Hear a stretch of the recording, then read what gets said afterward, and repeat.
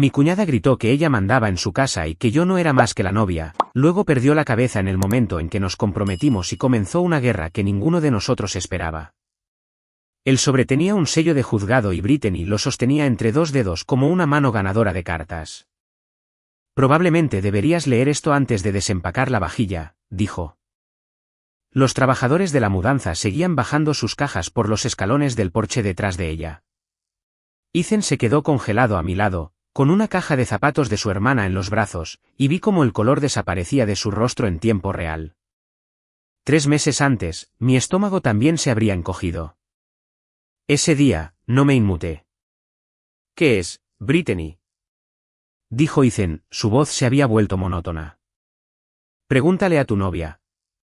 Ella me sonrió, la misma sonrisa que me había dado el primer día que llevé una caja por esa puerta principal. Pregúntale qué cree que es una orden de restricción. No respondí de inmediato. Había aprendido durante 6 meses brutales que responder a Brittany demasiado rápido era como ella conseguía lo que quería. Así que, me quedé allí en el porche de la casa que ahora compartía con el hombre que amaba, y dejé que el silencio se extendiera hasta que fue incómodo para todos excepto para mí. Solicitaste una orden de restricción, dije finalmente. ¿Contra mí? Contra ambos, dijo, por lo que me hicieron en esa cocina. Ethan dejó la caja en la barandilla del porche. Los trabajadores de la mudanza seguían trabajando a nuestro alrededor como si fuéramos muebles. En la acera, una mujer que no reconocí estaba sentada en el asiento del pasajero del camión de mudanzas, observándonos a través del parabrisas con una expresión que más tarde supe que era lástima. Brittany, dijo Ethan, hay una palabra de 2 pies tallada en el suelo de nuestro dormitorio. Hay lejía en la lavadora. ¿Quieres hablar de quién le hizo qué a quién? Ella no respondió. Simplemente se dio la vuelta, bajó los escalones con sus tacones y se subió al camión de mudanzas sin mirar atrás. El motor arrancó. El camión se alejó de 4417 Larks Lane por última vez, y Ethan y yo nos quedamos en ese porche sosteniendo una caja de zapatos y media vida que aún no habíamos terminado de clasificar. Y ninguno de los dos dijo una palabra durante casi 1 minuto completo. Luego me miró y dijo, necesito que me digas exactamente qué pasó en esa cocina. Le dije que te lo estoy contando a ti también desde el principio porque el final solo tiene sentido una vez que entiendes hasta dónde llegará una persona cuando cree que una casa le pertenece a ella más de lo que le pertenece al hombre cuyo nombre figura en la escritura. Conocí a Ethan Miller en una barbacoa de un amigo en común en junio. Esa clase de noche húmeda de Ohio donde el plato de papel de todos se ablanda antes de que la comida se haya terminado. Era callado en una habitación llena de gente ruidosa, parado cerca de la nevera rellenando bebidas para otros en lugar de hablar de sí mismo. Y eso me gustó de él incluso antes de saber su nombre. Hablamos durante 2 horas esa noche sobre nada importante. 3 días después, me invitó a cenar. 18 meses después de eso, me mudé a su casa en Larkspur Lane con 4 cajas, un colchón y un gato llamado Biscuit, que odiaba el cambio más que cualquier otra cosa en el mundo. Yo tenía 32 años. Ethan tenía 34, un gerente de proyectos en una empresa de ingeniería de tamaño mediano en Dayton. Estable y cuidadoso con el dinero de una manera que encontré genuinamente atractiva después de 2 ex que no lo eran. Era dueño de la casa por completo, una colonial de 3 dormitorios que sus padres lo habían ayudado a comprar en 2016 antes de que su padre falleciera repentinamente de un ataque al corazón la primavera siguiente. Su madre, Susan, se había mudado a Florida poco después para estar cerca de su propia hermana, dejando a Ethan como el único Miller que aún vivía en Dayton. Excepto que no era el único que vivía en esa casa. Su hermana, Brittany, de 38 años, se había mudado a la habitación de invitados de la planta baja en el otoño de 2019, justo después de que su divorcio de un hombre llamado Jason finalizara en un juzgado del condado de Montgomery. Había llegado con 2 maletas y la promesa de que solo sería por unos meses, solo hasta que se recuperara. 5 años después, todavía no se había recuperado, al menos no de ninguna manera que estuviera dispuesta a admitir ante Ethan. No pagaba alquiler. No dividía las facturas de servicios públicos, la factura del agua, el internet, nada de eso.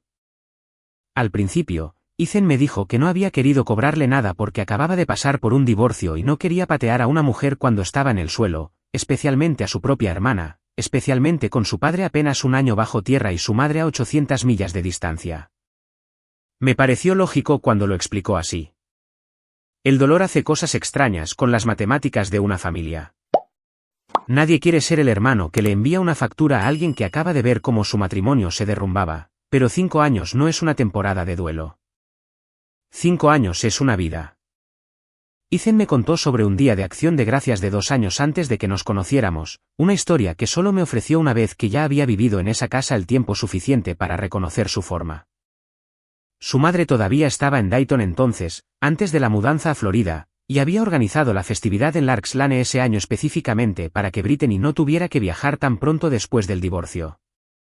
Brittany había pasado la mañana en la cocina, insistiendo en que quería encargarse ella misma del pavó, negándose a recibir ayuda de cualquiera, y luego, 20 minutos antes de la comida, anunció entre lágrimas que no podía hacerlo, que era demasiado. Que todos necesitaban entender que apenas se mantenía en pie.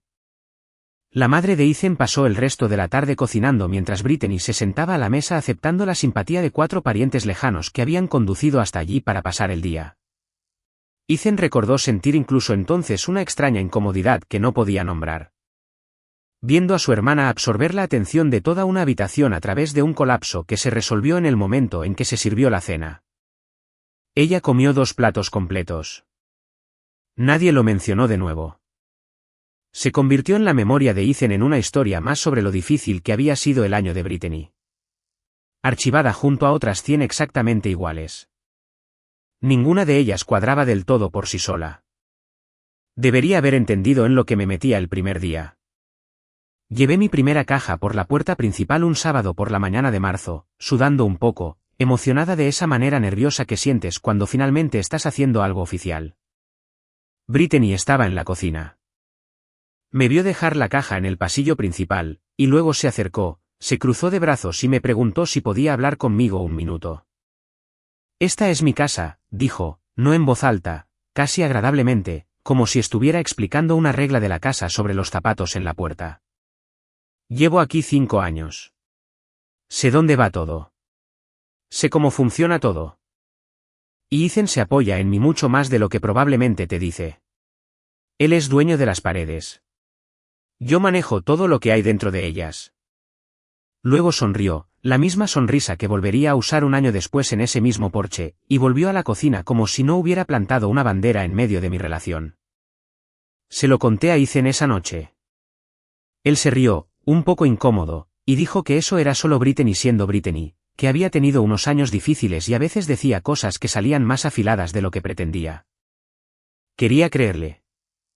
Llevaba 29 días viviendo en esa casa, y aún no entendía que Brittany siendo Brittany era una frase que Ethan había estado usando para excusar a su hermana desde que era un adolescente.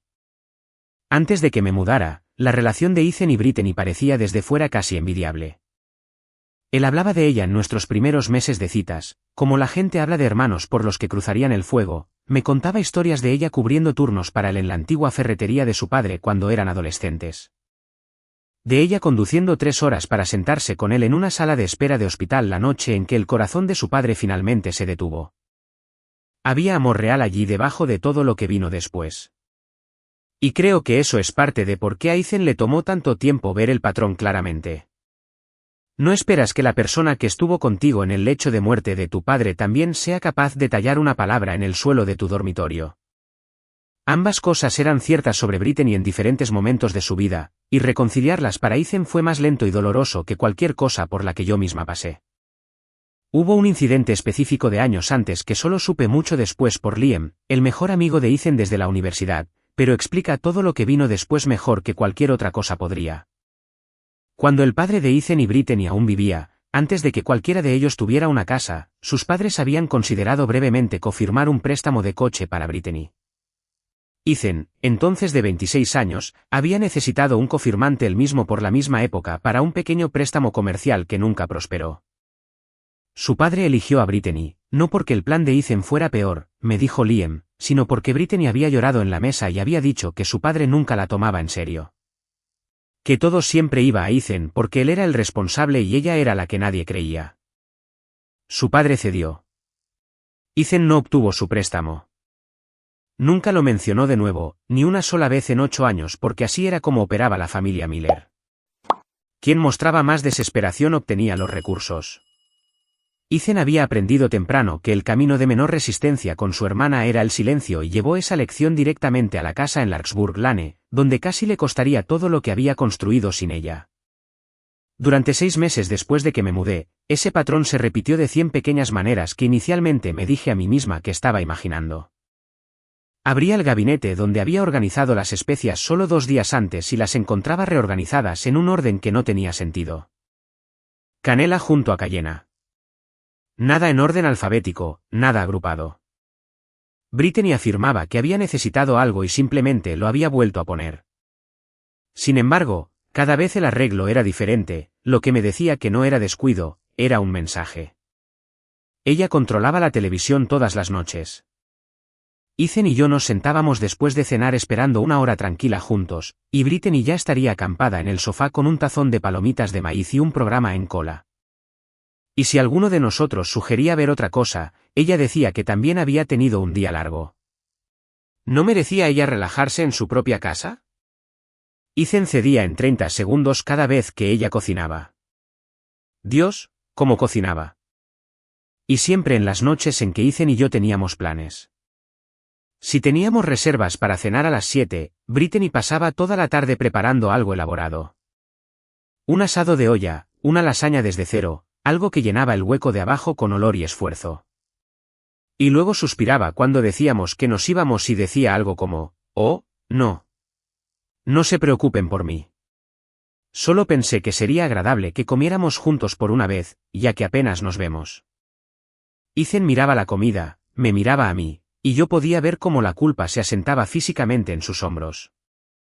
Cancelamos 3 citas diferentes esa primavera por una lasaña.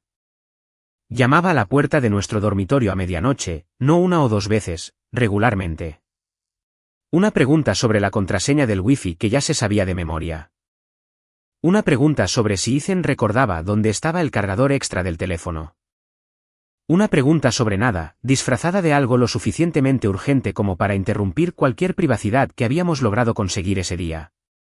También estaba el asunto del termostato, por pequeño que parezca. A Ethan y a mí nos gustaba la casa a unos 20 grados por las noches. Brittany lo subía a 23 grados en el momento en que cualquiera de nosotros salía de una habitación, siempre con la misma explicación de que su circulación nunca había sido buena desde el divorcio. Que el frío le hacía doler las articulaciones, aunque tenía 38 años y nunca había mencionado un problema articular a un médico, que nosotros supiéramos. La factura de la luz subió $40 al mes ese primer invierno. Ethan la pagó sin comentarios. Empecé a llevar una nota en mi teléfono de cosas así, no porque planeara hacer algo con ella todavía, sino porque algún instinto me decía que la necesitaría eventualmente, y tenía razón. Y ella hablaba con Ethan sobre mí cuando yo no estaba. Lo sé porque Ethan, para su crédito, me lo contó la mayoría de las veces, incómodo cada vez. Brittany le decía que yo era fría, que era grosera con ella, despectiva, que había hecho algún comentario sobre que se quedaba demasiado tiempo que yo nunca hice. Apenas le hablaba a Brittany esos primeros meses más allá de las cortesías básicas, porque cada intento de calidez que había hecho en las primeras semanas se había encontrado con ese mismo tono plano y posesivo que había usado en el pasillo el primer día. Eventualmente, dejé de intentarlo, y aparentemente, mi silencio mismo se había convertido en evidencia en mi contra. También había correo, una cosa más pequeña, pero se me quedó grabada más tiempo de lo que debería. En el 4.º mes, llegó una tarjeta de cumpleaños de mi abuela con un cheque dentro, y estuvo en la mesa del pasillo principal durante 2 días completos antes de que la encontrara. Ya abierta, el sobre mal sellado con una tira de cinta que no coincidía del todo con la línea de pegamento original. Brittany dijo que lo había abierto por error. Pensó que estaba dirigido a ella, un desliz honesto dado lo similares que sonaban nuestros apellidos si los decías rápido, lo cual no era cierto en absoluto. Nuestros apellidos no compartían sílabas en común. Nunca probé nada. Simplemente empecé a hacer que cualquier cosa importante se enviara a un apartado de correos en el centro de la ciudad en su lugar. Una pequeña y tranquila concesión que me dijo más sobre mi posición real en esa casa que cualquier conversación. También tenía la costumbre de invitarse a decisiones que no tenían nada que ver con ella. Cuando Ethan y yo empezamos a buscar lugares para bodas esa primavera, antes incluso de que él me propusiera matrimonio, una simple búsqueda hipotética un domingo por la tarde en la mesa de la cocina. Brittany se sentó sin ser invitada y empezó a ofrecer opiniones sobre el número de invitados y los esquemas de color como si se le hubiera preguntado, luego cambió en cuestión de minutos a una historia sobre su propia boda con Jason. Lo hermosa que había sido, lo rápido que todo se había desmoronado después, hasta que el ambiente en la mesa había cambiado por completo, alejándose de cualquier cosa que Ethan y yo hubiéramos estado discutiendo. Lo vi suceder 3 veces distintas esa primavera, siempre el mismo patrón, nuestra conversación convirtiéndose en una puerta de entrada a la suya. Alrededor del 5.º mes, dejé de ser educada al respecto porque la educación no estaba logrando nada más que hacerme sentir más pequeña en mi propia casa. Empecé a cocinar la cena antes de que Brittany pudiera llegar a la cocina, lo que suena mezquino al escribirlo, pero era la única forma en que Ethan y yo teníamos una comida ininterrumpida algunas semanas. Hice una tabla de tareas, una cosa simple laminada pegada a la nevera con un imán, dividiendo los platos, la basura y la limpieza del baño en 3 partes en lugar de las 2 en que había estado funcionando durante 5 años. Conmigo absorbiendo silenciosamente la parte de Brittany además de la mía, ella se saltó cada tarea asignada esa primera semana. No grité al respecto. Solo lo mencioné con calma en la cena delante de Ethan de la misma manera que mencionarías el tiempo. Brittany, el cartel dice que tenías que sacar la basura el martes. Todavía está junto a la puerta. Ella me miró como si la hubiera abofeteado. Ethan, por primera vez en 6 meses, no se apresuró a suavizar las cosas. Miró la basura. Miró a su hermana. Dijo, tiene razón, Brittany. Todavía está ahí. Fue un momento tan pequeño. Una bolsa de basura junto a una puerta. Pero vi algo cambiar en el rostro de Brittany. Una recalibración como si viera por primera vez que el equilibrio de poder en esa casa podría no permanecer inclinado a su favor para siempre. Sacó la basura sin decir una palabra más. Por un momento, pareció una victoria. Todavía no sabía que era el primer disparo en una guerra que ella ya había decidido ganar por cualquier medio necesario. 3 semanas después de la cena de la bolsa de basura, Ethan me propuso matrimonio. No fue planeado en torno a todo esto, o al menos no lo creo. Había estado hablando del anillo de su abuela durante meses, un modesto diamante de talla esmeralda en un engaste de oro amarillo que había pertenecido a la madre de su padre, guardado en una caja de seguridad en el centro que finalmente fue a buscar un jueves de septiembre.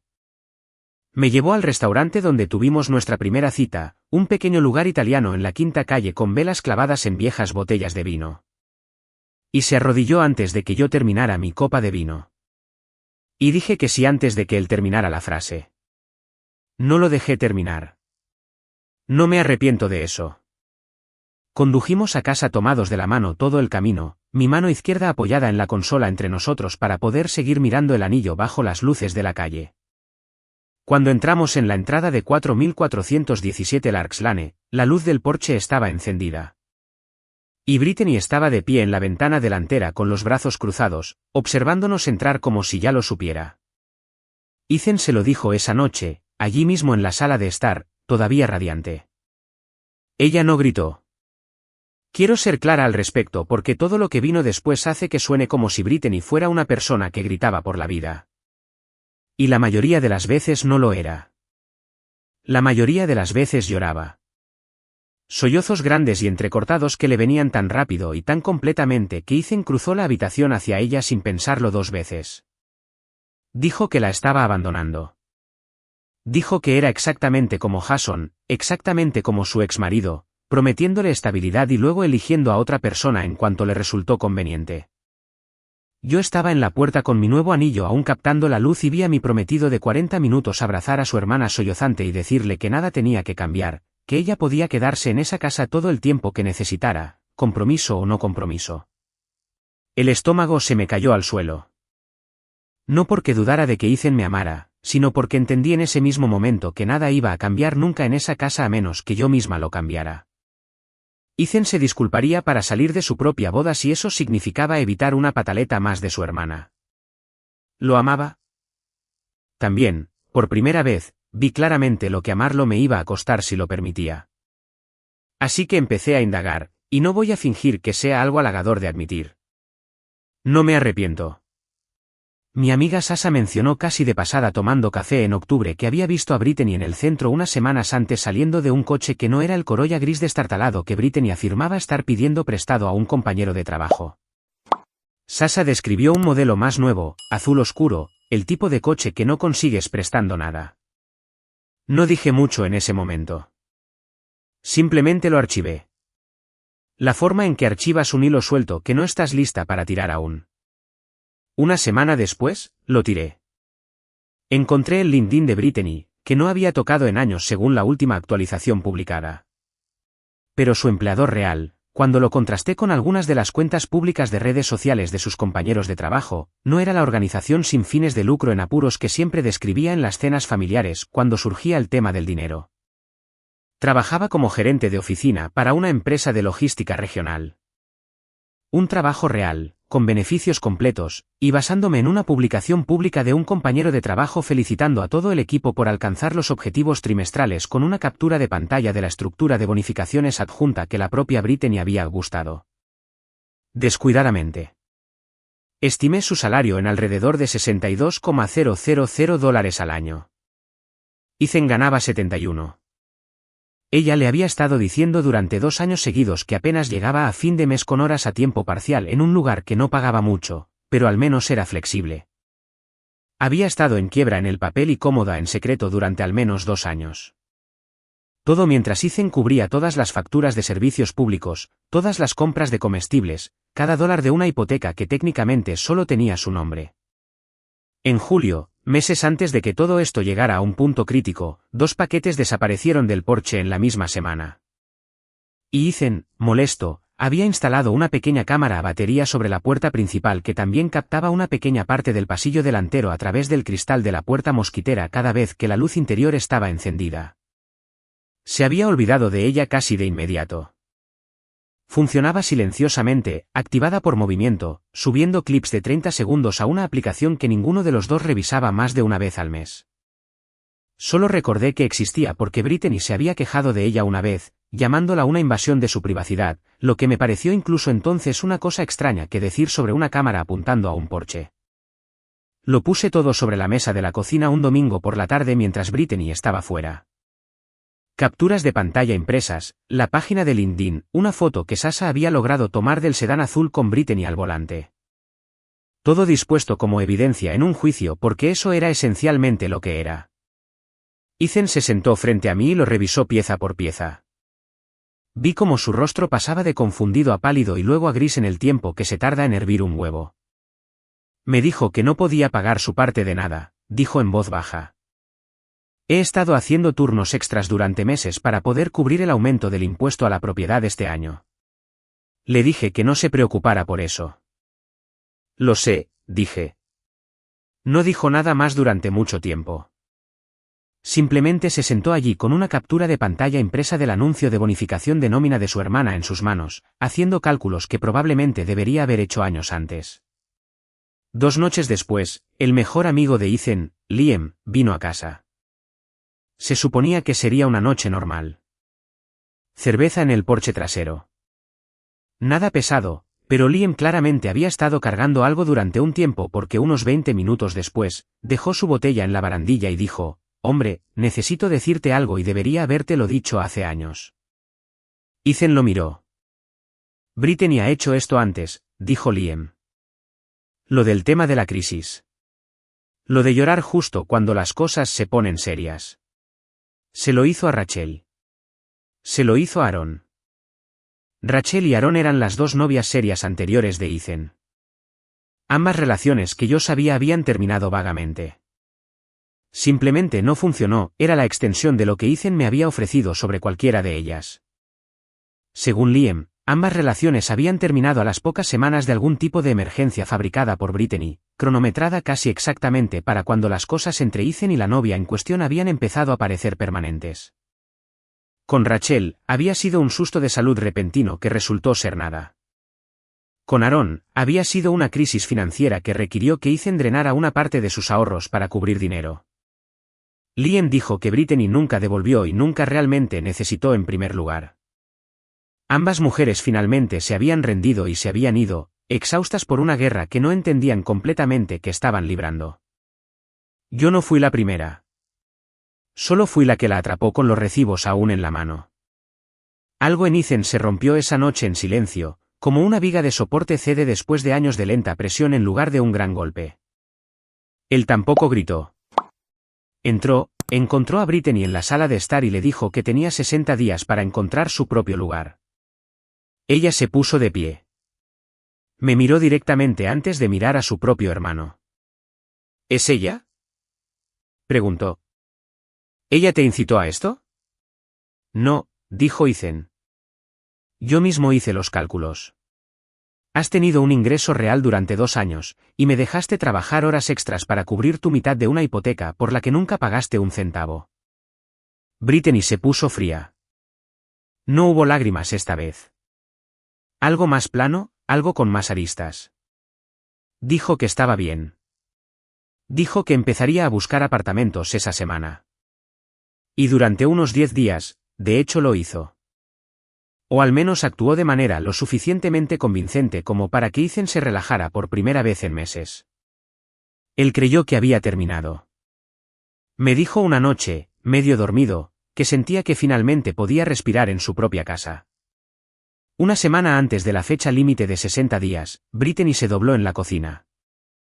Sucedió un martes por la noche, mientras yo estaba poniendo la mesa.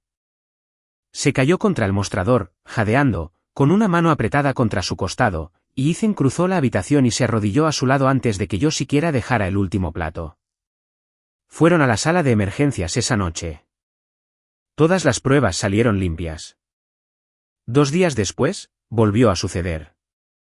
Un dolor diferente esta vez. Opresión en el pecho, dificultad para respirar, y Ethan la llevó de vuelta. Sucedió una tercera vez esa semana, y una cuarta, 4 visitas separadas a la sala de emergencias en 6 días. 4 conjuntos de análisis de sangre normales. 4 veces que Ethan volvió a casa con el rostro pálido y agotado a las 2 de la mañana mientras Brittany lo dormía en la habitación de invitados como si nada hubiera pasado. Me senté con ella en la sala de estar durante el 4.º episodio mientras Ethan iba a buscar sus llaves y noté algo en lo que he pensado 100 veces desde entonces. Estaba encorvada hacia adelante, gimiendo, un brazo alrededor de su estómago y a través del hueco entre sus dedos donde su mano cubría su rostro, sus ojos estaban abiertos, observándolo, observando su reacción como uno se mira en un espejo para comprobar su propia actuación. Le dije esa noche en el estacionamiento de la sala de emergencias que creía que estaba fingiendo. Él no quería oírlo. Dijo, ¿qué clase de persona finge dolor en el pecho? ¿Qué clase de persona tendría que pensar que es su propia hermana para creer eso? Y entendí incluso mientras lo decía que acababa de convertirme en la villana de esta versión particular de los acontecimientos por atreverme a notar lo que estaba sucediendo frente a ambos. El plazo de 60 días llegó y se fue. Nada cambió. Brittany seguía en la habitación de invitados. Ethan no lo había vuelto a mencionar. Ni una sola vez, porque cada vez que lo intentaba, algo nuevo sucedía. Un dolor de cabeza, un mareo, una llamada de su antiguo arrendador sobre una supuesta complicación de arrendamiento que resultó ser nada cuando lo investigué yo misma. Hice una maleta. Le dije a Ethan que lo amaba y que no iba a seguir viviendo en una casa donde su hermana podía reiniciar el reloj cada vez que sentía que su influencia se le escapaba. Me quedé en el apartamento de Sasha durante 4 noches. Le dije que no volvería hasta que Brittany saliera de esa casa de verdad con sus cajas en un camión en lugar de apiladas hipotéticamente junto a la pared de la habitación de invitados. 2 días después, Ethan apareció en el edificio de Sasha. Tenía los ojos hinchados. Su ropa parecía como si hubiera dormido con ella, lo cual probablemente había hecho. Se paró en el pasillo fuera del apartamento de Sasha y me dijo que le había dado a Brittany una semana final. Sin extensiones, sin desvíos a la sala de emergencias aceptados como excusa, y que esta vez lo decía en serio de una manera que no se había permitido antes. Volví a casa para ayudarlo a mantener esa línea. Fue entonces cuando encontramos la lejía. La encontramos un jueves, 3 días después de lo que Ethan había prometido que sería la última semana de Brittany. Ella se había ido por lo que afirmaba ser una visita a un apartamento esa tarde, y Ethan bajó al lavadero a buscar una carga de toallas y subió las escaleras con una camisa mía. Una de mis favoritas, una blusa abotonada de color verde suave que había comprado para nuestra segunda cita. Había pasado por el lavado con algo que había corroído directamente la tela en parches blancos irregulares. Revisó el resto de la carga. Cada una de mis prendas que había estado en esa máquina, 12 artículos, estaba arruinada de la misma manera. El inconfundible patrón químico de lejía y de coloración se extendía por todo, desde camisetas hasta el único buen blazer que tenía para presentaciones de trabajo. Subimos juntos después de eso, algún instinto nos decía a ambos que habría más. Lo había. Alguien había tomado algo afilado, un destornillador o un cúter, y había tallado una palabra en el suelo de madera de nuestro dormitorio, justo a los pies de la cama, donde la verías a primera hora cada mañana. 60 centímetros de alto, lo suficientemente profundo como para que una alfombra nunca lo ocultara por completo. Trater. Abajo, en la cocina, la vajilla de la abuela de Ethan, el mismo juego que presumiblemente había estado en esa casa desde antes de que cualquiera de nosotros naciera, estaba en pedazos sobre el mostrador, no caída, no un accidente, dispuesta casi deliberadamente sobre el granito como una exhibición. Ethan no dijo una palabra. Recorrió la casa con su teléfono, fotografiando cada centímetro del daño, la camisa, el suelo, la vajilla. Metódico de una manera que nunca antes le había visto. Su rostro ya no estaba triste cuando terminó. Había ido a un lugar más frío, un lugar que yo reconocía porque había estado allí meses antes cuando empecé a investigar las finanzas de Brittany. Voy a llamar a un cerrajero, dijo. Mañana por la mañana. No me importa qué excusa tenga cuando llegue a casa. Brittany no volvió a casa esa noche. Le envió un mensaje de texto a Ethan cerca de la medianoche diciendo que se quedaba en casa de una amiga para despejarse. Después de su conversación esa mañana, una conversación que Ethan me dijo más tarde que en realidad no había sucedido, no de la manera en que ella la describió. Cuando finalmente regresó a la tarde siguiente, las cerraduras ya estaban cambiadas y un camión de mudanzas que Ethan había alquilado estaba en la entrada porque él decidió solo en algún momento de la noche que había terminado de esperar a que su hermana se fuera por sus propios términos. Ella no luchó contra el cerrajero. Se dejó entrar por Ethan, frío y profesional, y comenzó a empacar bajo su supervisión. No se disculpó por la lejía ni por el suelo ni por la vajilla. Ni una sola vez. Ni siquiera una versión insincera de una disculpa. En cambio, se movió por la casa como si estuviera catalogando todo lo que Ethan tenía. Ocasionalmente, recogía algo, un marco de fotos, un tazón decorativo, una lámpara de la sala de estar, y preguntaba si realmente era suyo o si había venido de la herencia de sus padres y, por lo tanto, les pertenecía a ambos. Fue durante uno de esos momentos, Brittany de pie en el pasillo sosteniendo una lámpara que incuestionablemente había venido de una tienda que Ethan y yo habíamos elegido juntos 8 meses antes, que finalmente ocurrió la confrontación. Allí mismo, frente a los de la mudanza, frente a la mujer que esperaba en el camión afuera, frente a todos. Deja la lámpara, Brittany, dijo Ethan. Solo me estoy asegurando de no dejar nada que sea mío. Nada en esta casa es tuyo. No has pagado una factura aquí en 5 años. He renunciado a 5 años de mi vida manteniendo este lugar funcionando mientras tú estabas en el trabajo, sin siquiera darte cuenta de lo que se necesitaba para mantener las luces encendidas. Yo pagué por las luces, dijo Ethan. Cada factura, cada mes, mientras tú ganabas $62,000 al año en un trabajo que me dijiste que no podías pagar tu mitad. Algo cambió en el rostro de Brittany en ese momento, un parpadeo que no entendí completamente hasta más tarde. Dejó la lámpara con la suficiente fuerza como para que se tambaleara sobre su base. No sabes nada de lo que gano o de lo que debo. También sé que nunca le devolviste el dinero a Aaron. Eso caló más hondo que cualquier otra cosa que Ethan hubiera dicho en los 5 años que lo conocía lidiando con su hermana. Toda la postura de Brittany cambió. Pareció por un segundo desprevenida, genuinamente asustada. Y en ese momento entendí que la historia de Liam no había sido solo historia.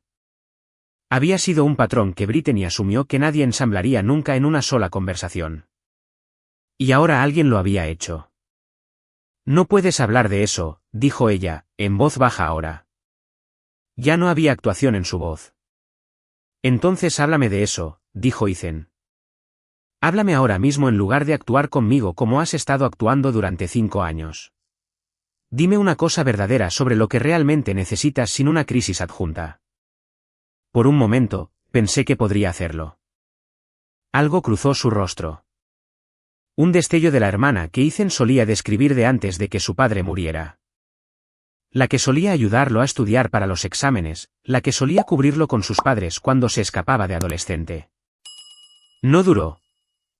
Cualquier puerta que se había abierto brevemente se cerró casi tan rápido. Y cuando habló a continuación, su voz había vuelto al registro plano y herido que había estado usando con él durante años. Necesito que dejes de actuar como si yo fuera la enemiga en mi propia familia, dijo. Lo hago, dijo Ethan. Porque finalmente entiendo lo que era. No necesitabas ayuda de Rachel o Aaron o ella. Asintió hacia mí sin apartar la vista de su hermana. Necesitabas que nos fuéramos para que nadie sumara todo. Brittany no respondió. Recogió su bolso del suelo y salió para terminar de cargar el camión. Y esa fue la confrontación, la que yo había estado construyendo durante 6 meses sin imaginarla nunca sucediendo por una lámpara en un pasillo con los de la mudanza fingiendo no escuchar. 2 horas más tarde, una vez que casi todo estaba cargado, regresó al porche con el sobre. Necesito retroceder y explicar qué había realmente dentro porque Brittany lo hizo sonar en ese momento teatral en el porche, como una emboscada que ninguno de nosotros podría sobrevivir. Era una petición de orden de protección temporal presentada ese martes, 3 días antes de la mudanza, alegando que durante una discusión en la cocina la semana anterior. Yo le había agarrado el brazo y la había empujado contra el mostrador con la suficiente fuerza como para causar el episodio médico que envió a Ethan a llevarla a la sala de emergencias por 5ª vez. Aparentemente, ella había ido al juzgado esa misma tarde y la había presentado ella misma, sentándose en ella en silencio durante días, guardándola para el momento en que causaría el mayor daño. De hecho, hubo un altercado en esa cocina la semana anterior. Lo recuerdo claramente porque fue la misma semana de la 4ª visita a la sala de emergencias escenificada y yo finalmente le había dicho a Brittany directamente, a solas, sin Ethan en la habitación. Que sabía que estaba fingiendo sus síntomas y que no iba a seguir viendo cómo lo hacía pasar por eso. Ella se me acercó mientras lo decía, más cerca de lo cómodo, y yo levanté una mano, no un empujón, una palma plana contra su antebrazo levantado para crear distancia entre nosotros. El mismo gesto que usarías con cualquiera que se metiera demasiado en tu espacio. Ella tropezó un paso hacia atrás, más por sorpresa que por fuerza, se sujetó en el mostrador y se quedó muy quieta. No le había contado a Ethan sobre esa conversación. Decidí que no valía la pena añadirla a la pila de cosas que ya estaba cargando esa semana. Entiendo ahora que fue un error porque dejó un vacío y Brittany llenó ese vacío con su propia versión, presentada bajo juramento a un juez 4 días antes de que tuviera programado mudarse de una casa sobre la que ya no tenía ninguna reclamación legal. Ethan leyó la petición de pie en el porche y por primera vez en toda esta guerra, vi una duda real cruzar su rostro cuando me miró. No mucho, un parpadeo, pero estaba allí y Brittany también lo vio. Y por un segundo, entendí cuán cerca había estado de ganar algo. Incluso al final, incluso empacando la última de sus cajas en un camión, Olivia, dijo Ethan. ¿Es algo de esto cierto? Algo, dije. No como ella lo ha escrito. Le conté allí mismo en el porche exactamente lo que había sucedido. La mano en su brazo, la distancia que había creado, el paso hacia atrás que ella había dado sola. Le dije que debería haberle contado esa misma noche en lugar de dejar pasar una semana, y que no contárselo había sido para protegerlo a él, no para ocultar nada de lo que había hecho. Habría sido mi palabra contra la suya, excepto por la cámara. El porche se había quedado casi en silencio para entonces, solo el suave ralentí del camión de mudanzas y el trabajador de la mudanza fingiendo revisar las correas que ya había revisado 2 veces. Ethan lo recordó casi al mismo tiempo que yo. Sacó su teléfono allí mismo en el porche, abrió la aplicación que no había tocado en meses y se desplazó hasta la fecha de la discusión. La pequeña franja del pasillo de la cámara apenas captaba nada de la cocina real. Solo una delgada cuña de la puerta y la luz que se derramaba en ella, pero captaba audio, diminuto y distante, pero lo suficientemente claro porque la puerta de la cocina había estado abierta toda la tarde por la brisa. Se podía escuchar mi voz primero diciéndole claramente que sabía que estaba fingiendo sus episodios y que tenía que parar. Se podía escuchar la voz de Brittany subiendo bruscamente, acusándome de intentar envenenar a Ethan contra ella. Se podía escuchar un forcejeo de movimiento, un solo golpe contra el mostrador, y luego, inconfundiblemente, la voz de Brittany, más baja, hablándose a sí misma o a nadie. 4 palabras que Ethan reprodujo 3 veces antes de dejar el teléfono. Esto la sacará. No un grito de dolor, no un jadeo, una afirmación, plana y satisfecha. La voz de alguien que verifica que un plan ha funcionado. Ethan se quedó allí en el porche sosteniendo su teléfono como si se hubiera vuelto más pesado en su mano. Brittany, parada a 1 metro de distancia con el sobre del juzgado todavía entre sus dedos, vio cómo su rostro cambiaba en tiempo real. Y creo que ese fue el momento exacto en que ella entendió que la guerra había terminado y que ella la había perdido de manera decisiva. No contra mí, sino contra una cámara de la que una vez se había quejado que apuntaba a un porche. Ponlo de nuevo, dijo demasiado rápido. Eso no es lo que parece. El contexto importa. Lo escuché la primera vez, dijo Ethan. El trabajador de la mudanza en el camión ya había salido, atraído por las voces altas, y se quedó cerca de la acera, observando con la clase de fascinación congelada que tendrías al ver un accidente automovilístico suceder a cámara lenta. La amiga de Brittany, la mujer que había estado sentada en el asiento del pasajero, también salió, y vi cómo su expresión cambiaba mientras captaba el final de lo que estaba sucediendo en el porche. Algo entre vergüenza y reconocimiento, como si hubiera escuchado versiones de esto antes y siempre hubiera elegido no hacer demasiadas preguntas. Presentaste una denuncia policial falsa, dijo Ethan. Su voz se había vuelto más baja de lo que nunca le había oído. Más baja que la ira, algo más parecido al dolor con el volumen completamente bajo contra mi prometida basándose en algo que tú misma orquestaste en cámara diciendo exactamente lo que pretendías lograr. No presenté una denuncia falsa. Presenté una petición. Hay una diferencia. Y lo sabrías si alguna vez te hubieras molestado en parar, dijo Ethan, y ella lo hizo inmediatamente de una manera que nunca antes le había visto responder. He terminado. He terminado de fingir que cada cosa que haces tiene una explicación inocente si entrecierro los ojos lo suficiente. Te he visto fingir una enfermedad delante de mí durante una semana. Te he visto destruir la ropa de esta mujer y tallar una palabra en el suelo de mi dormitorio.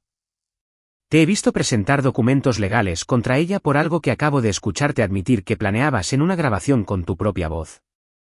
Ya no estoy confundido, Brittany. Finalmente entiendo exactamente lo que eres.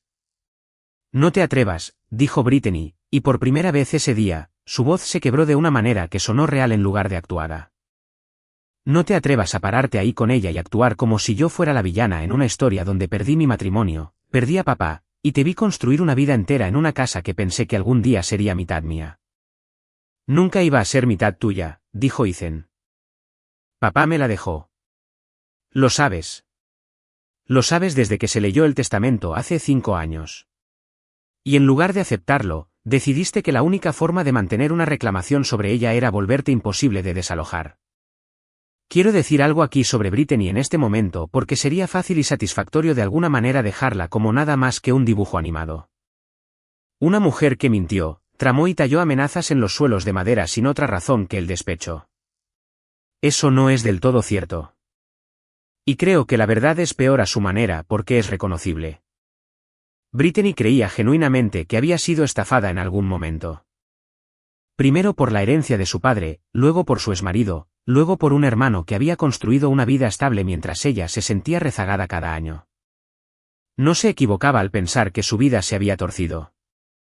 Se equivocaba al pensar en quién le debía la diferencia. Y para cuando se había convencido de que la casa de Ethan era una especie de restitución a la que tenía derecho a cobrar por pura persistencia, había dejado de ser capaz de ver la diferencia entre defenderse y destruir a las personas que la rodeaban. Eso no excusa la lejía ni el suelo ni la denuncia falsa. Lo explica. Hay una diferencia. Y comprenderla es la única razón por la que he podido contar esta historia sin temblar de rabia cada vez que llego a esta parte. La petición en mi contra no sobrevivió a su primera audiencia. La abogada de Ethan, una amiga de la familia llamada Denise, que había manejado la herencia de su padre años antes, presentó el audio de la cámara como prueba en 2 semanas, junto con una cronología de las visitas a la sala de emergencias y sus resultados uniformemente limpios. Y junto con 3 fotografías de mi ropa arruinada y la palabra tallada en el suelo de nuestro dormitorio, presentada menos como prueba para esa audiencia específica, que como contexto que la jueza aparentemente encontró útil. De todos modos, la petición fue desestimada en la primera audiencia, desestimada con una nota en el expediente que le pareció a Denise inusualmente tajante para un juez de familia. Algo en el sentido de que el tribunal no encontró pruebas creíbles que respaldaran las reclamaciones y pruebas significativas que sugerían que la propia petición había sido presentada de mala fe. Brittany, por su parte, no se fue en silencio a lo que vino después. En las semanas posteriores a que los trabajadores de la mudanza terminaran de cargar ese camión, llamó a la madre de Ethan en Florida y le contó una versión de los hechos en la que yo la había agredido físicamente. Ethan se había puesto del lado de una mujer que conocía desde hacía menos de 2 años en lugar de su propia hermana. Susan llamó a Ethan entre lágrimas, genuinamente asustada por su hija. Y durante aproximadamente una semana, nuestro compromiso existió bajo una extraña nube de una suegra que aún no confiaba en mí, y un prometido atrapado tratando de explicar un patrón de manipulación de 5 años a un padre que había estado a 800 millas de distancia la mayor parte del tiempo. Ethan le envió a su madre el audio de la cámara él mismo, sin que se lo pidieran, porque me dijo que había terminado de permitir que cualquiera de su familia operara con una versión de los hechos que no era cierta, incluso si la verdad le costaba algo de comodidad a corto plazo. Susan lo escuchó 2 veces. Llamó a Brittany la misma noche. No sé todo lo que se dijo en esa llamada, pero Susan voló desde Florida 3 semanas después, se quedó con nosotros durante 5 días en lugar de con su hija, y pasó la mayor parte de la primera noche sentada en la mesa de nuestra cocina, disculpándose conmigo por cosas por las que no tenía que disculparse. Me contó esa primera noche sobre su propia madre, la abuela de Ethan y Brittany, que había favorecido a uno de sus propios hermanos por razones que nadie en la familia había acordado del todo. Y como el resentimiento de eso se había extendido silenciosamente a través de 2 generaciones más antes de aterrizar finalmente de alguna forma distorsionada y amplificada en la casa de Larkspur. Susan no lo dijo para excusar a Brittany. Lo dijo, creo, porque necesitaba que alguien entendiera que esto no había surgido de la nada. Que había visto partes de ello formarse durante años sin encontrar nunca el momento adecuado para intervenir. Y que la culpa de eso, más que cualquier cosa que Brittany hubiera hecho en realidad, era lo que la había mantenido despierta por las noches desde la llamada telefónica. No tenía mucho que ofrecerle más allá de escuchar. Algunas noches eso resulta ser todo el trabajo. Liam se convirtió, de una manera inesperada, en una de las personas más estables en la vida de Ethan durante ese periodo. Había cargado con la historia de Rachel y Aaron durante años por un sentido equivocado de que no era asunto suyo interferir en la familia de otra persona. Y una vez que finalmente lo dijo en voz alta, pareció casi aliviado de seguir diciendo más. Fue él quien localizó a Aaron, una vieja amiga en común con la que Ethan no había hablado en 3 años. Solo para confirmar que el dinero que Brittany supuestamente había necesitado para una emergencia en ese entonces, de hecho, nunca había sido devuelto, y según el propio relato de Aaron, había coincidido casi exactamente con un crucero familiar del que Brittany había publicado fotos 2 meses después. Aaron no estaba amargada por ello cuando Liam la encontró. Simplemente sonaba cansada de esa manera específica en que suenas cansada de algo con lo que en su mayoría te has reconciliado. Y le dijo a Liam que se alegraba de que alguien finalmente se hubiera dado cuenta antes de que le sucediera a una tercera persona. Brittany se mudó a un complejo de apartamentos en el lado este de Dayton, un apartamento de 2 habitaciones que aparentemente ahora podía pagar sin ningún problema una vez que pagaba sus propios servicios públicos con su propio salario real. Ethan no pagó absolutamente nada relacionado con esa mudanza. Ni el depósito, ni el primer mes, ni el alquiler del camión de mudanzas que ya había cubierto simplemente para sacarla de la casa más rápido. Ella le envió un puñado de mensajes durante los meses siguientes. Algunos apologéticos, algunos acusatorios, ocasionalmente ambos en el mismo párrafo. Y Ethan respondió a cada vez menos de ellos a medida que pasaba el tiempo. No por crueldad, me dijo, sino porque finalmente había aprendido que cada conversación con su hermana eventualmente se convertía en otra negociación sobre un terreno que ya había dejado claro que no iba a devolver. Hubo una noche, unos 2 meses después de que ella se mudara, en que Ethan se sentó a la mesa de la cocina con un viejo álbum de fotos que su madre había dejado durante su visita. Fotos de Brittany y Ethan de niños, fiestas de cumpleaños, una casa en el lago que su familia solía alquilar cada agosto antes de que su padre muriera. No dijo mucho. Me senté con él y tampoco dije mucho. En un momento, señaló una foto de los dos, tal vez de 8 y 11 años, sentados en un muelle con cañas de pescar. Ninguno de los dos parecía saber cómo sostenerlas correctamente. Y dijo, sigo intentando averiguar cuándo empezó esto. No creo que haya una única respuesta. Creo que siempre iba a terminar en algo así, y simplemente no quise verlo mientras sucedía. Eso también es duelo, he llegado a entender. Incluso cuando la persona por la que te estás lamentando sigue viva, puedes llorar la relación de hermanos que creías tener mientras la persona real que la rompió está a 20 minutos en coche, todavía enojada contigo, todavía contando su propia versión de la historia a quien quiera escuchar. Ethan lamentó eso durante mucho tiempo. En cierto modo, todavía lo hace en silencio en las noches en que una foto, un olor o una canción de su infancia lo toma por sorpresa. Nuestros grupos de amigos se dividieron silenciosamente. Como suelen hacerlo los grupos de amigos cuando una familia se desintegra en público. Algunas personas que conocían a Brittany desde hacía más tiempo que a mí, enviaron mensajes cautelosos en las semanas posteriores a la mudanza. Cosas cuidadosas, poco comprometidas, que parecían haber sido redactadas y revisadas antes de ser enviadas, preguntando si yo estaba bien, sin llegar a preguntar qué había sucedido en realidad. Una mujer, amiga de Brittany de su antiguo club de lectura, me envió un mensaje de texto directamente para decirme que no le parecía justo que el chat del grupo de amigos se hubiera quedado en silencio al respecto, y que ella, por su parte, creía que había dos lados en cada historia. No discutí con ella. Le envié un solo clip del audio del pasillo, las 4 palabras, nada más, sin comentarios, y ella nunca volvió a mencionarlo. Sasha, para su crédito, nunca dudó y pasó más noches de las que puedo contar ese otoño dejándome dormir en su sofá y nunca pidiéndome que justificara por qué lo necesitaba. Tuvimos nuestras propias complicaciones que resolver, también. Menos emocionales y más logísticas, el tipo de cosas de las que nadie te advierte cuando un miembro de la familia finalmente deja una casa que debería haber dejado hace años. Hubo un ajuste de impuestos sobre la propiedad que tardó meses en resolverse porque Brittany había estado reclamando un crédito de residencia parcial en algunos documentos que Ethan no conocía. Presentados bajo un antiguo acuerdo justo después de la muerte de su padre que nadie había cerrado formalmente. Hubo una disputa sobre una unidad de almacenamiento que Brittany había alquilado a nombre de Ethan años antes y nunca transfirió. Lo que requirió 2 viajes a una oficina de administración y una carta notariada para desenredar.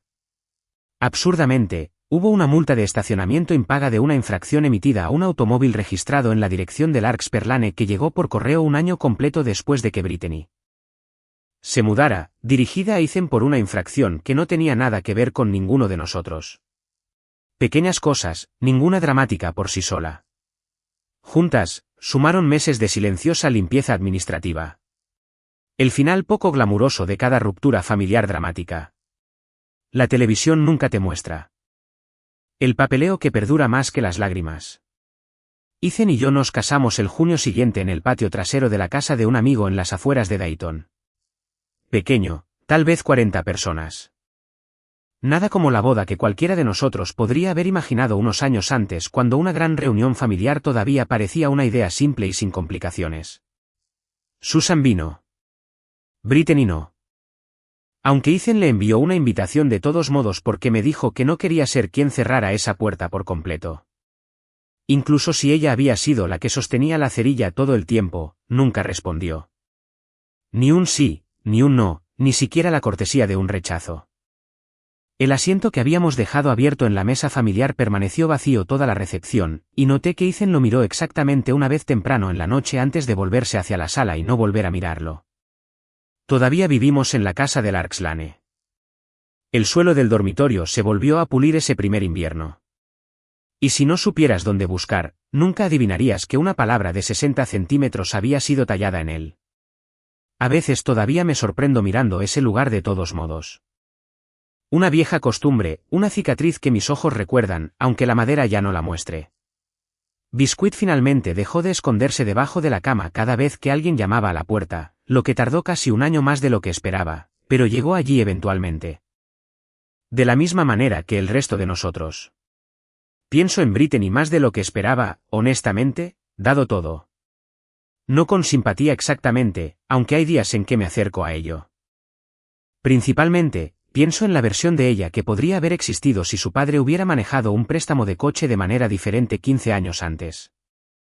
Si alguien, cualquiera, le hubiera dicho en algún momento que el duelo en realidad no te debe una casa, que ser herida por tus circunstancias no te da licencia para herir a las personas que nunca te hicieron daño. No sé dónde está exactamente estos días. Susan la menciona ocasionalmente, con cuidado. La forma en que mencionas a alguien a quien amas pero en quien ya no puedes confiar plenamente. La última vez que supe, todavía estaba en ese apartamento en el lado este, todavía trabajando en el mismo trabajo sobre el que solía mentir. Y espero, de la manera complicada en que se puede esperar algo para una persona que una vez vertió lejía en tu ropa, que finalmente encuentre lo que sea que estaba buscando en esa casa. Porque nunca fue realmente el mobiliario de Ethan o su lámpara o la vajilla de su abuela. Era algo que ninguno de nosotros podría haberle dado. Y no creo que lo haya encontrado todavía. A lo que sigo volviendo cuando la gente me pregunta cómo empezó todo esto es a ese primer día, la caja de mis cosas todavía en el pasillo principal. La voz de Brittany perfectamente nivelada mientras me decía exactamente lo que pensaba, que yo no era más que la novia. Lo dijo como un insulto, una forma de ponerme en mi lugar antes de que yo siquiera hubiera desempacado una sola caja. Entiendo ahora que también lo dijo como una especie de advertencia, una descripción honesta de la jerarquía que ella creía que gobernaba esa casa. La sangre por encima de todo, sin importar la propiedad, y cualquiera que la desafiara eventualmente se arrepentiría. No se equivocaba del todo en que se avecinaba una guerra. Se equivocaba en quién seguiría en pie al final. Nunca fui solo la novia. Me convertí en una esposa, copropietaria de esa casa, una presencia permanente en una mesa de cocina a la que Brittany ya no tiene llave. Pero no lo digo con la clase de satisfacción limpia y triunfante que esta historia podría hacer esperar. Porque sentada frente a ello ahora, casada hace casi 2 años. Puedo ver cuánto perdimos los tres al llegar aquí. Ethan perdió la versión de su hermana que creció creyendo que existía debajo de toda la dificultad. La que algún día podría haber aparecido en una boda en lugar de dejar una silla vacía. Yo perdí 6 meses que no puedo recuperar. 6 meses de caminar por una casa en la que se suponía que debía sentirme segura. Catalogando gabinetes de especias y listas de tareas como evidencia. Aprendiendo a defender una vida que aún no había construido del todo. Y en algún lugar de un apartamento en el lado este de Dayton, Brittany perdió la única familia que le quedaba y que todavía estaba dispuesta, después de todo, a dejarle un asiento abierto. Denise, la abogada de Ethan. Nos dijo una vez casi al final de todo el calvario que había visto versiones de esta historia más veces de las que podía contar. Familias donde un hermano se convierte silenciosamente en un problema de propietario disfrazado de pariente, donde, solo hasta que me recupere, se extiende de una estación a media década porque nadie quiere ser el que finalmente dice la palabra en voz alta. Dijo que las que terminan mal casi nunca se tratan de la casa en sí. Se tratan de que miembro de la familia decide lo que el amor debe costar a las personas que los rodean. Pienso en eso más que en casi cualquier otra cosa que nos dijo porque me replanteó los 5 años. No como una historia sobre una hermana difícil, sino como una lenta y paciente discusión sobre lo que Ethan debía a las personas en su vida simplemente por existir cerca de él. Una discusión que Brittany había estado ganando por defecto durante mucho tiempo antes de que yo apareciera para desafiarla. Ahora dirijo esa casa junto a mi esposo, como debería haberse dirigido desde el día en que llevé una caja por esa puerta. Nadie reordena el gabinete de especias sin preguntar. Nadie llama a medianoche por nada. La televisión se comparte equitativamente, como debe ser entre 2 personas que realmente viven allí. La mayoría de las noches hay silencio de una manera que me tomó mucho tiempo dejar de sospechar. Durante los primeros meses después de que ella se fue, me sorprendía escuchando pasos en el pasillo a las 11 de la noche, preparándome para un golpe que nunca llegó. La forma en que tu cuerpo sigue encogiéndose ante un sonido mucho después de que el peligro que le enseñó a encogerse se haya ido. Ese reflejo se desvaneció lentamente, como la mayoría de las curaciones reales, no en un momento limpio, sino en 100 noches pequeñas e insignificantes en las que no pasó nada en absoluto. Sasha me preguntó una vez, no mucho después de la boda, si lo haría de manera diferente si pudiera volver a ese primer día en el pasillo. He pensado en esa pregunta más de lo que esperaba. No creo que hubiera discutido ese día, incluso sabiendo todo lo que sé ahora. Brittany no buscaba una discusión en ese pasillo. Buscaba una reacción. Evidencia que pudiera llevarle a Ethan de que yo era combativa, difícil, exactamente el tipo de novia que intentaría sacar a una hermana en duelo de su propia casa familiar. Guardar silencio me costó algo a corto plazo. También significó que cuando la guerra realmente llegó meses después, tenía un rastro de papel en lugar de una reputación de ser reactiva. Y en una casa donde la percepción era todo el campo de batalla, eso resultó importar más que cualquier cosa que le hubiera podido decir en esos primeros 60 segundos. Ella dijo que yo no era más que la novia.